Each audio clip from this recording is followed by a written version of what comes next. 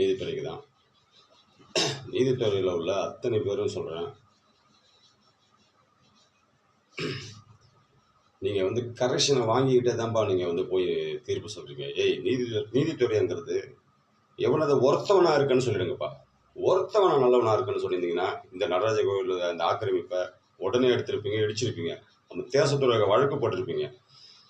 அவன் வங்கி கணக்கில் ஒவ்வொருத்தன் பலாயிரம் கோடி வச்சுருக்கான். இந்த டீச்சர்கள் 415 குடும்பமாக என்னமோ உள்ளவன் பூரா எல்லாம் கிரிமினல், திருட்டு பையன், ஃபோர்ஜரி பண்ணி எல்லாம் மக்கள்கிட்ட காசு வாங்கணும். அவனை பூரா பிடிச்சி உள்ளே போடணும். ஒருத்தவங்க கூட இந்த கோயிலில் இன்னமும் வரவே கூடாது.